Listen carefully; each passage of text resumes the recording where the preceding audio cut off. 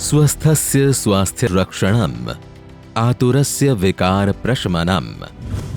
સ્વસ્થ વ્યક્તિના સ્વાસ્થ્યની રક્ષા કરવી અને કોઈ વ્યક્તિના શરીર અને મનમાં ઉત્પન્ન થનારા રોગની સારવાર કરવી તે આયુર્વેદનો મુખ્ય ઉદ્દેશ છે. માનનીય વડાપ્રધાન શ્રી નરેન્દ્રભાઈ મોદીની પ્રેરણાથી વર્ષ 2014માં આયુષ મંત્રાલયની સ્થાપના કરવામાં આવી હતી. साथियों, जब हम देश में 1.5 lakh health and wellness centre खोल रहे हैं तो आयुष को भी हमने हमारा को ट्रैवलर बनाया है, साथी बनाया है. हम उसको भूले नहीं हैं. देश भर में 12,500 आयुष सेंटर बनाने का भी लक्ष्य है. ગુજરાતમાં માનનીય મુખ્યમંત્રી શ્રી ભૂપેન્દ્રભાઈ પટેલના માર્ગદર્શન હેઠળ ગુજરાત સરકારના આરોગ્ય અને પરિવાર કલ્યાણ વિભાગ હેઠળ આયુષ વિભાગ યશસ્વી કામગીરી કરી રહ્યો છે.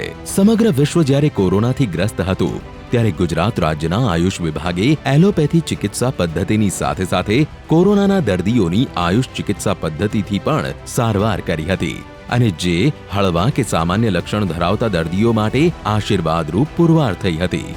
કોરોના કાળમાં આયુષ વિભાગ દ્વારા નાગરિકોની પૂરતી કાળજી લેવામાં આવી છે. રાજ્યના નાગરિકોની રોગ પ્રતિકારક શક્તિ વધે અને કોરોના સામે તેમને રક્ષણ મળે તે માટે હોટસ્પોટ વિસ્તાર જાહેર કરેલા હોય તેવા સ્થળોએ આ ઉકાળા અને આયુષ દવાઓના વિતરણ માટે રાજ્ય સરકાર દ્વારા કાર્યરત ધન્વંતરી રથ, મહાનગરપાલિકાઓ, ગ્રામ પંચાયત, ટ્રસ્ટ અને એનજીઓ તથા સેવાભાવી સંસ્થાઓના સહયોગથી 13,94,194 ઉકાળાના ડોઝ તથા 1,20,64,860 સંશમની વટીનું વિતરણ કરવામાં આવ્યું છે. તેમજ 7,08,43,036 હોમિયોપેથી દવા, આર્સેનિક આલ્બમનું વિતરણ કરવામાં આવ્યું છે. રાજ્ય સરકાર દ્વારા આયુષ વિભાગ હેઠળ 38 સરકારી આયુર્વેદ હોસ્પિટલમાં આયુર્વેદ ચિકિત્સા પદ્ધતિથી દર્દીઓને દાખલ કરી પંચકર્મ, અગ્નિકર્મ, ક્ષારસૂત્ર જેવી વિવિધ સારવાર દ્વારા સ્વસ્થ કરવામાં આવી રહ્યા છે. આ ઉપરાંત રાજ્યમાં 5 સરકારી આયુર્વેદિક કોલેજ હોસ્પિટલ પણ છે. આદરણીય આપણા વડાપ્રધાન મોદી સાહેબ જ્યારે પ્રધાનમંત્રી બન્યા એ વખતે 2014માં આયુષ મંત્રાલયની સ્થાપના કરી.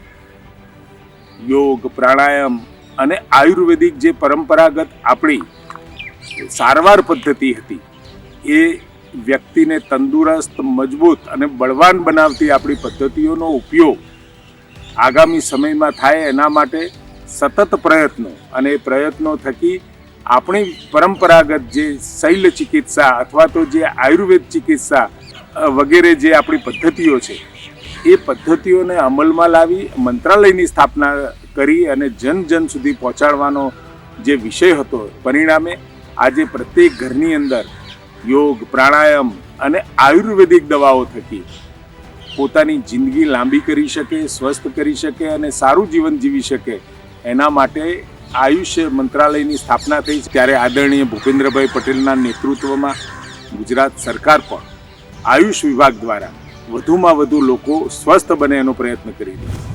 આયુષ્માન ભારત અંતર્ગત માનનીય વડાપ્રધાન શ્રી દ્વારા આયુષ સેવાઓનો લાભ મળે તે માટે આયુષ હેલ્થ એન્ડ વેલનેસ સેન્ટરની શરૂઆત કરવામાં આવી છે. ગુજરાત રાજ્યના 586 સરકારી આયુષ દવાખાનાઓમાંથી 265 દવાખાનાઓને AYUSH health and wellness centre તરીકે વિકસાવવામાં આવ્યા છે અને ટૂંક સમયમાં બાકીના તમામ દવાખાનાઓને પણ Ayush health and wellness centre તરીકે વિકસાવવામાં આવશે.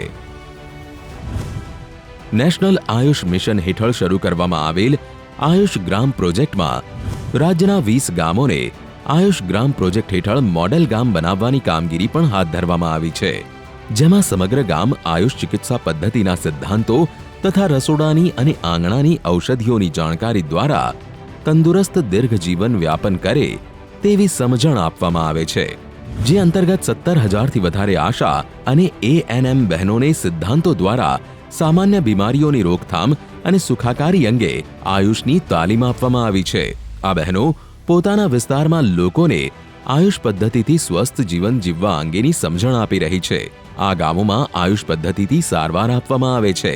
આટલું જ નહીં, રાજ્યમાં આયુષ હોસ્પિટલ્સમાં 1,635 આયુર્વેદ અને 25 હોમિયોપેથી IPD બેડ્સ આયુષ સારવાર માટે ઉપલબ્ધ છે, જેમાં ગત વર્ષે IPDમાં 12,218 દર્દીઓ દાખલ થયા હતા અને 1,16,091 બેડની ઓક્યુપન્સી હતી. ગત વર્ષે સમગ્ર ગુજરાતમાં આયુષ સેવા અંતર્ગત આયુર્વેદ સારવાર લીધેલ ઓપીડી દર્દીઓની સંખ્યા 39,17,329 દર્દીઓ અને હોમિયોપેથી સારવાર લીધેલ ઓપીડી દર્દીઓની સંખ્યા 14,42,781 હતી. આમ કુલ મળીને 53,60,110 દર્દીઓ હતા. રાજ્યના નાગરિકોને આયુષ ચિકિત્સા પદ્ધતિનો લાભ મળતો રહે અને તેમના સ્વાસ્થ્ય અને સુખાકારીમાં વધારો થાય તે માટે ગુજરાત સરકાર સતત પ્રયત્નશીલ છે, જે અંતર્ગત તબીબી ક્ષેત્રે રાજ્યના આયુર્વેદ દવાખાના તેમજ હોસ્પિટલોમાં 327 મેડિકલ ઓફિસરોની અને હોમિયોપેથી દવાખાનાઓમાં 127 નવા હોમિયોપેથી મેડિકલ ઓફિસરની નવી નિમણૂક કરવામાં આવી છે. તેમજ સરકારી આયુર્વેદ કોલેજોમાં 5 આચાર્ય, 31 પ્રોફેસર, 49 રીડર, 62 લેક્ચરર એમ કુલ મળીને 146 જગ્યાઓ ભરવામાં આવી તથા સરકારી હોમિયોપેથી કોલેજ દેથળી, જિલ્લો પાટણ ખાતે 2 પ્રોફેસર અને 6 લેક્ચરર એમ કુલ મળીને 8 જગ્યાઓ ભરવામાં આવી તથા 12 નવા ફાર્માસિસ્ટ આયુર્વેદની ભરતી કરવામાં આવી. વહીવટી ક્ષેત્રે પણ ગૌણ સેવા પસંદગી મંડળ દ્વારા પસંદગી પામેલા 18 સિનિયર ક્લાર્ક વર્ગ 3 અને 5 જુનિયર ક્લાર્ક વર્ગ 3ની ભરતી કરવામાં આવી છે. 2 નવેમ્બર 2021ના રોજ 6ઠ્ઠા રાષ્ટ્રીય આયુર્વેદ દિવસની ઉજવણી નિમિત્તે આયુષ મંત્રાલય ભારત સરકારની આયુર્વેદ ફોર પોષણની થીમ મુજબ દરેક જિલ્લાઓમાં વેબ સેમિનાર, નિદાન કેમ્પ, આયુર્વેદ ખાદ્ય મહોત્સવ, મીડિયામાં પ્રચાર પ્રસાર તથા ધન્વંતરી યજ્ઞનું આયોજન કરવામાં આવ્યું હતું, જેનો બહોળી સંખ્યામાં નાગરિકોએ લાભ લીધો હતો.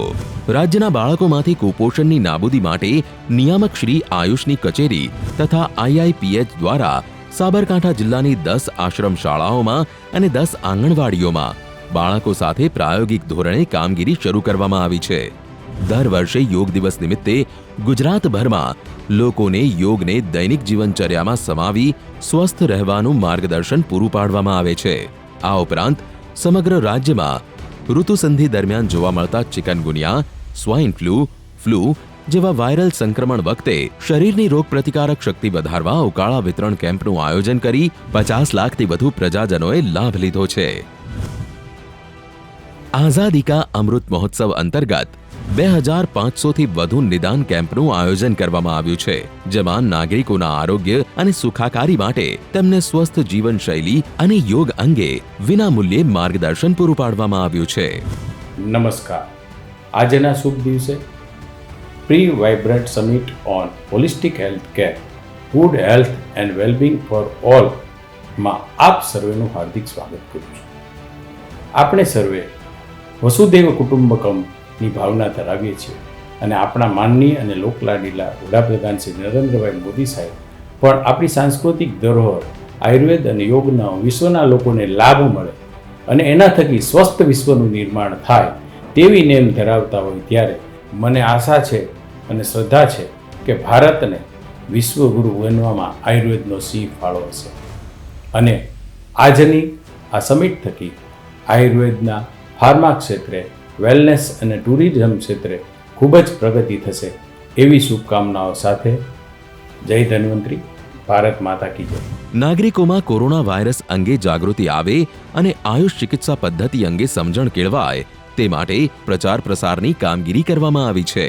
મહામારી અને ઋતુસંધિ દરમિયાન જોવા મળતા રોગચાળાઓની બધી પરિસ્થિતિઓમાં દરેક સમયે આયુષ વિભાગ ગુજરાત રાજ્યના નાગરિકોની પડખે ઊભું રહ્યું છે અને આયુષ ચિકિત્સા પદ્ધતિથી નાગરિકો વધુ તંદુરસ્ત બને અને તેમના જીવન ધોરણમાં સકારાત્મક પરિવર્તન આવે તે માટે આયુષ વિભાગ સતત કટિબદ્ધ છે, કેમ કે સ્વસ્થ નાગરિક એક સશક્ત સમાજનું નિર્માણ કરી શકશે. આત્મનિર્ભર ગુજરાત, આત્મનિર્ભર ભારત.